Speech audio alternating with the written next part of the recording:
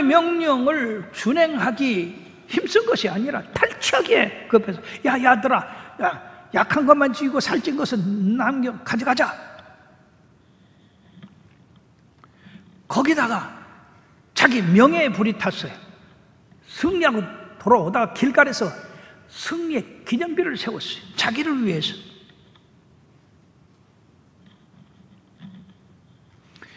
뿐만 아니라 아가광을 사로잡아서 백성들에게 보여주므로, 야, 내 실력이 이렇다. 자기 명예를 높이려고 했습니다. 거기다가 더 잘못한 것은 자기의 죄를 지적했을 때, 잘못을 지적했을 때 그걸 은폐하려고 했던 겁니다. 변명했다는 겁니다. 오늘날 너무나 많은 크리스찬들이 잘못을 지적하든지 충고를 하든지 권면을 하면 들으라고 하질 않아요. 왼수 삼아요.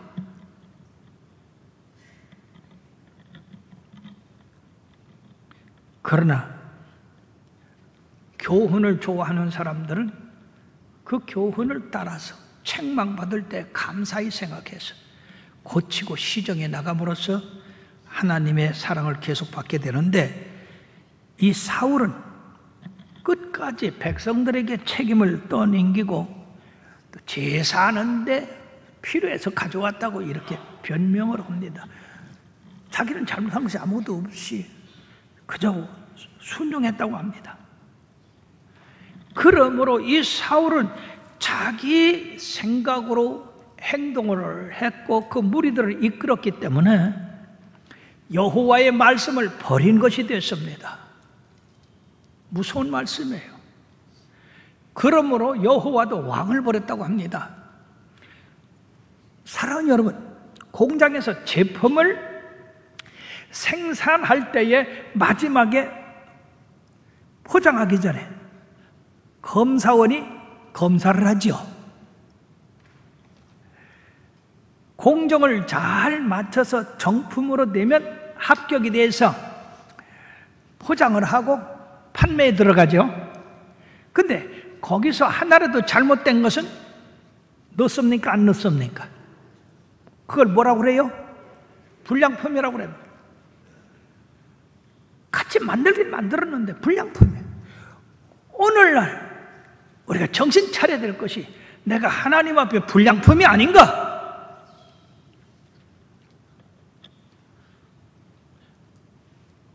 온전한 그릇이 돼야 되는데 요거 빼고 저거 빼고 내가 좋아하는 것만 이렇게 취한다면 이게 불량품이 되는 거예요.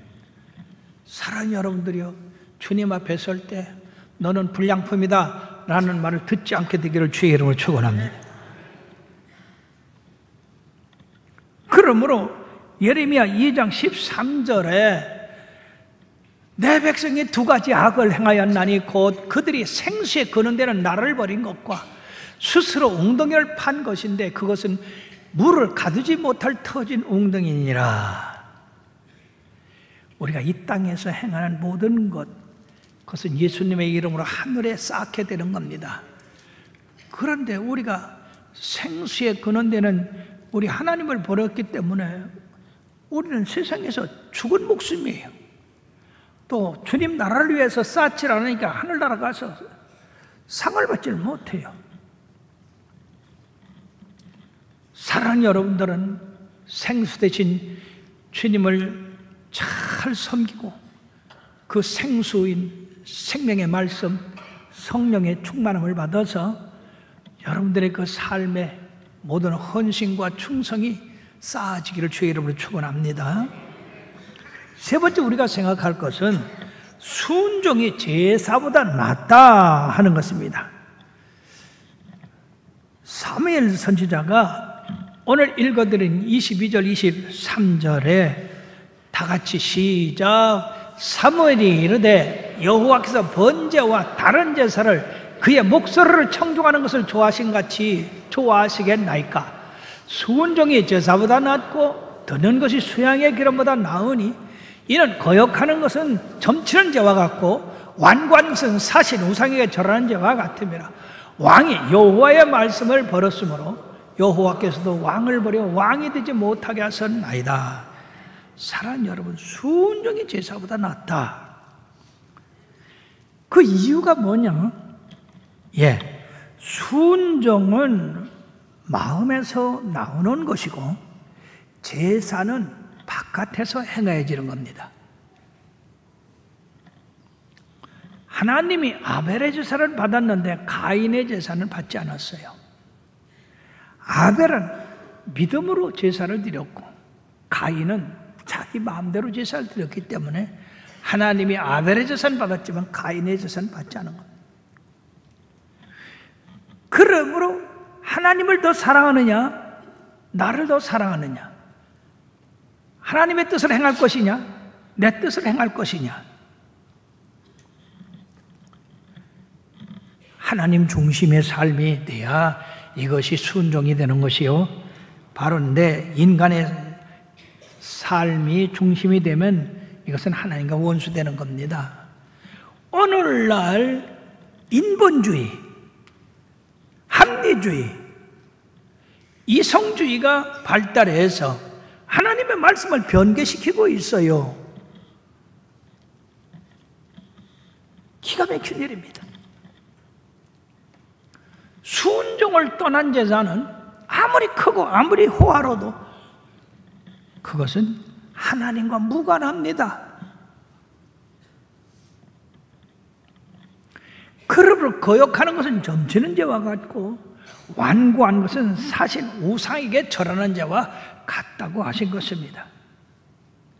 제사는 쉬운 것이지만은 순종은 연단을 받은 사람들이 완성된 마음입니다. 많은 연단을 거쳐서 순종이 제사보다 낫구나, 순종하는 것이 하나님이 기뻐하시는 것이구나 하는 것을 깨닫고 순종하게 된다는 얘기입니다. 그러므로 시편 51편 16절 17절에 주께서는 제사를 기뻐하지 아니하시나니 그렇지 아니하면 내가 드렸을 것이라. 주는 번제를 기뻐하지 아니하시나이다. 하나님께서 구하는 제사는 상한 심령이라. 하나님이여 상하고 통회하는 마음을 주께서 멸시하지 아니하시리이다. 다윗은 자기의 죄 때문에 통회하고 마음이 아파서 잠을 이룰 수 없고, 그러므로 그는 사심을 받았지만 이 사울은 자기가 잘못한 것조차도 모르고 잘했다고 뻔뻔하게 그렇게 함으로써 그것이 하나님이 버린 것이 됩니다. 끝까지 그 고집 부리잖아요. 그 완고한 거 아닙니까? 끝까지 내가 잘했다. 그러므로 여러분들이 완고한 사람, 고집 센 사람 예수 믿는 데는 별로 안 좋아요. 여러분들이 혹시 나는 고집이 세다, 나는 내 생각을 굽히질 않는다, 그런 사람들은 빨리 이 시간에 회개하시고 예수 잘 믿으시려면 주님께서 너희가 나를 따르려면 자기를 부인하고 자기 십자가를 져야 된다고 말씀하셨지 않습니까? 내 생각은 너희 생각과 달라서 하늘이 땅보다 높음같이 높고 동이 서에서 먼 것처럼 멀다. 우리는 하나님의 생각을 따라갈 수가 없어요. 그렇기 때문에 우리는 우리 자신을 포기하고 오직 주님의 말씀을 따를 때 그게 참된 순종이 되는 것이고 축복이 되는 줄 믿습니다. 그러므로 이 순종으로 얻어지는 축복이 뭐냐? 성경에는 이 순종으로 축복받은 사람들이 많이 있어요. 제일 먼저 노아가 나옵니다. 노아는 120년 후에 있을 방주를 그 믿음으로 받아들이고 순종해서 그 가족을 구원시켰습니다. 그러므로 히브리서 11장 7절에 보면은요, 믿음으로 노아는 아직 보이지 않는 일에 경고하심을 받아 경외함으로 방주를 준비하여 그 집을 구원하였으니 이로 말미암아 세상을 정죄하고 믿음을 따르는 의의 상속자가 되었느니라. 왜 하나님 배를 만들려고 합니까? 배를 만들라도 조그맣게 만들어야지. 아니 누구 죽일 일이 있어요? 그렇게 큰 배를 만들려고 하게? 별 항의를 다 할 수 있고 생각을 나타낼 수 있지만 노아는 하나님이 하신다니까 하나님이 하시는 일을 하나님이 실행하실 것이지. 그리고 순종해서 믿지 않는 자들에게 바로 의의 기준이 됐다는 겁니다. 아브라함은 어떻습니까? 떠나라 하니까 떠났고 바치라 하니까 바쳤어요. 그 바치라 한 것이 이게 굉장히 중요합니다. 뭘 바치라고 그랬어요?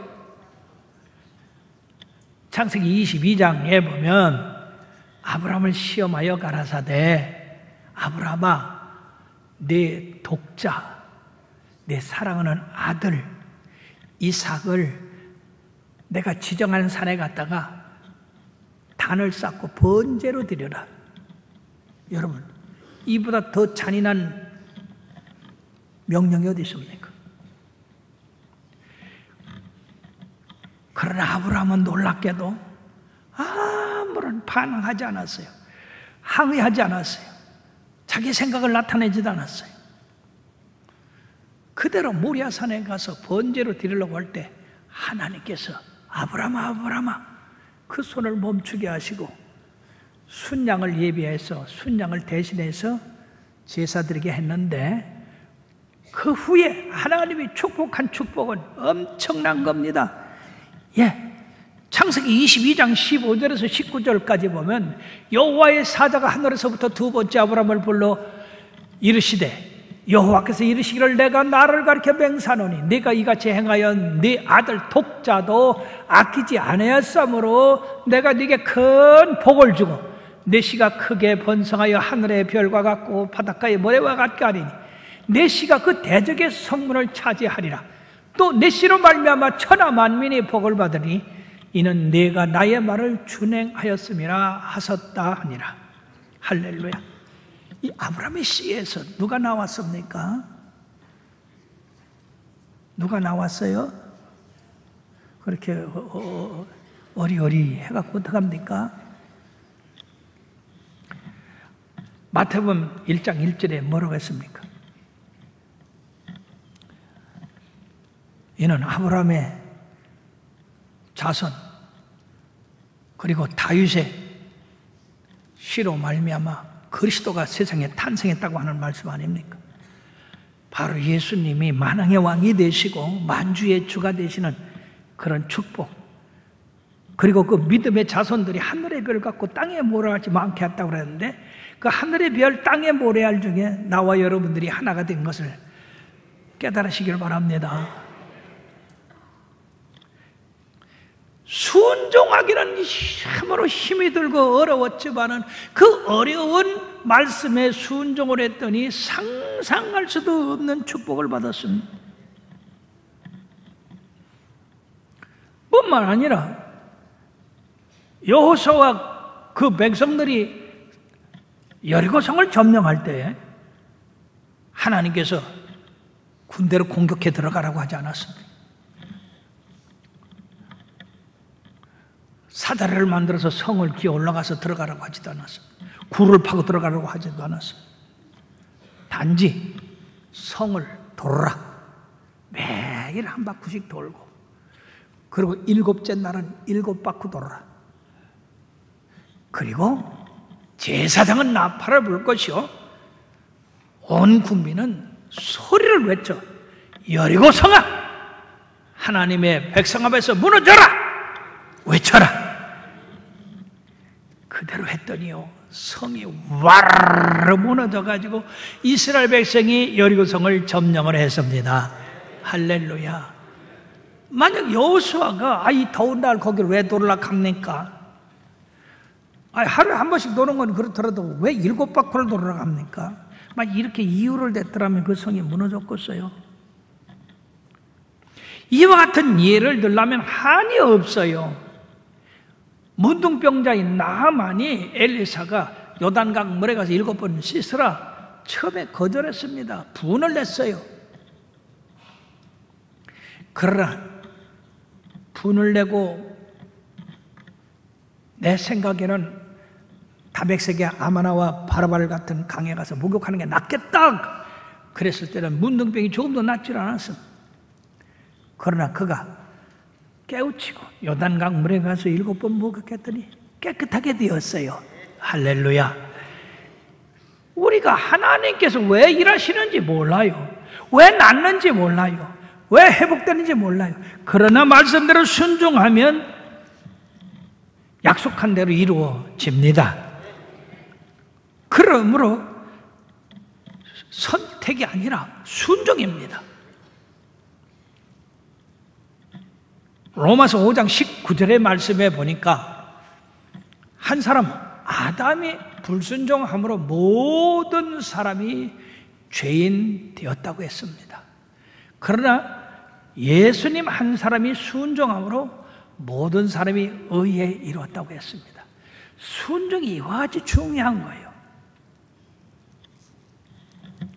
여러분들은 하나님을 잘 경외하고 순종함으로써 이와 같이 주님 안에서 천대까지 복을 받기를 바랍니다. 콜게이트의 창업자인 윌리엄 콜게이트의 이야기를 여러분들이 아시는 분도 있습니다만, 이 콜게이트는 어렸을 때 아주 가난한 집에, 그리고 불행을 가지고 태어난 그 집에 태어났어요. 아버지는 중풍이 걸려서 몸을 쓰지 못하고, 어머니는 폐병에 걸려서 일을 하지를 못합니다. 그러므로 가난이 뼈저리게 다가오고 있어요. 어린 이 콜게이트는 내가 미국 가서 돈을 벌어가지고 우리 부모님들을 호강시켜야 되겠다. 그리고 어린 나이에 미국으로 가는 배를 타게 되는데, 그때 떠나는 이 콜게이트에게 어머니가 뭐라고 하냐, 너는 어디를 가든지 11조 생물을 잘해라. 오른쪽에는 하나님의 11조를 넣는 주머니가 되고, 왼쪽은 바로 네가 버는 것을 넣어라. 명심해라. 그래가지고 이분이 미국에 와서 처음에 비누 공장에 취직을 했어요. 그 비누 공장에 취직을 한 어린애가 얼마나 바꿨습니까? 조그맣게 밟는 거지만은 거기서 11조를 띄워서 꼭 정해진 곳에 넣기 시작했고 드리기 시작했습니다. 점점 잘 돼가지고 드디어 비누 공장의 사장이 됐고, 그리고 콜게이트라고 하는 치약을 만들어서 또 판매하게 됐고, 이 회사가 하나님의 축복으로 말미암아서 어마어마하게 큰 회사가 돼가지고 하나님의 백성들을 기르기 위해서 대학도 세우고 신학교도 세우고, 그리고 나중에는 10에 5까지 하나님 앞에 드리고 많은 선한 일을 했습니다. 말라기 3장 10절에 뭐라고 했습니까? 만군의 여호와가 이르노라, 너희의 온전한 11조를 들여서 나의 창고에 양식이 있게 하고, 내가 하늘문을 여고 너희들에게 쌓을 것이 없도록 복을 내리나 시험해보라고 했습니다. 그러므로 이 콜게이트뿐 아니라 록펠러, 그 외에 카네기, 많은 사람들이 이 하나님의 말씀을 순종함으로써 거부가 되고 많은 선한 일을 하게 되었던 것입니다. 아라비아 종마에 대한 이야기가 있습니다. 보통 훌륭한 말은 한 마리에 2,500만 원 해요. 그런데 이 세계에서 가장 비싼 말은 얼마나 하겠습니까? 한 1억쯤 하겠습니까? 7억? 세계에서 가장 비싼 종마는 한 마리에 500억 한답니다.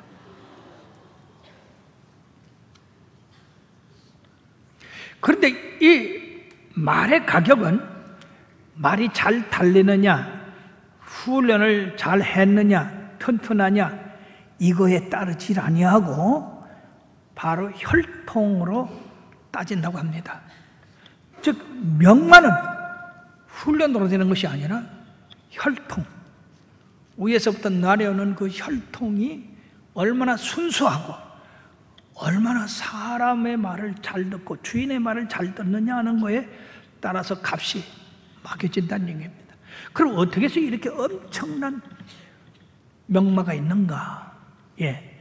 이것이 생기게 된 그 이야기가 아라비아의 아주 말을 좋아하는 그런 한 사람이 있었습니다. 이 사람이 내가 세계적으로 가장 훌륭한 말을 내가 한번 키워보아야 되겠다. 그리고 각처에 다니면서 아주 좋은 말, 훌륭한 말들을 100마리를 샀어요. 그래서 우리에 가둬놓고 여러 가지 훈련을 하는 가운데 이제 훈련이 거의 마칠 즈음 돼서 그 말들을 그 앞에 냇가가 흐르는데 그 냇가에 가서 물을 먹이질 아니하고 가둬뒀어요. 그러니 이 댁 밑에 말들이 얼마나 목이 마르겠어요. 그래서 한 일주일 동안 말에게 물을 주질 않고 있다가 갑자기 우리 문을 열고 말들이 냇가에 가서 물을 먹도록 했습니다. 그러니까 목이 타서 곧 쓰러질 것 같은 이 말들이 그냥 질풍같이 내달려서 냇가로 갑니다. 이들이 냇가에 거의 도착할 즈음에 주인이 뒤에서 피리를 쫙 불었어요.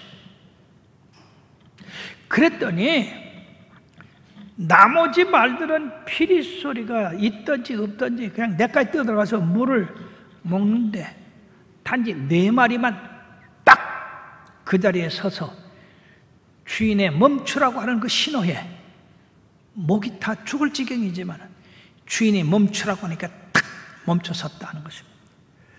그래서 이 사람은 그 4마리를 잘 길러서 세계적인 그런 명말을 만들어냈는데 그것이 자그마치 한 마리에 500억이 가는 그런 귀한 말이 됐다는 것입니다. 주인이 아무리 목이 타서 죽을 지경이 되더라도 멈춰라면 멈추고 가라면 가는 이것이 명마의 조건이다. 그러므로 나와 여러분들이 하나님 앞에 신실한 성도다, 순종자라는 성도다 하는 말은 우리 주님께서 멈춰서라 하는데 멈춰서는 사람, 가라 할 때 가는 성도, 믿음의 열조들이 다 하나같이 그런 분들입니다. 그들은 죽음이 앞에 와도 하나님의 말씀이 아니면 순종하지 않았어요. 그러므로 절대 순종은 선택이 아니라 그 말씀대로 따라하는 것, 내 생각이 아니라 주님의 생각대로, 내 원하는 대로가 아니라 우리 주님이 원하는 대로 하는 것이 진정한 순종이다 하는 것입니다. 사랑하는 여러분들이요, 여러분들이 참으로 짐승도 주인의 말을 듣거늘 하나님의 백성인 우리들이 우리 주님의 말을 듣지 않아서 되겠습니까? 그러므로 순종을 하되 철저한 순종, 진정한 순종해서 우리 주님을 기쁘시게 하는 여러분들 되어서 약속한 축복을 여러분들과 가정과 이웃에게 전하는 자녀들이 되길 주의 이름으로 축원합니다. 순종이 제사보다 낫고 하나님 말씀 듣는 것이 수양의 기름보다 낫다. 따라합시다. 순종이 제사보다 낫고 하나님 말씀 듣는 것이 수양의 기름보다 낫다. 명심하시길 바랍니다.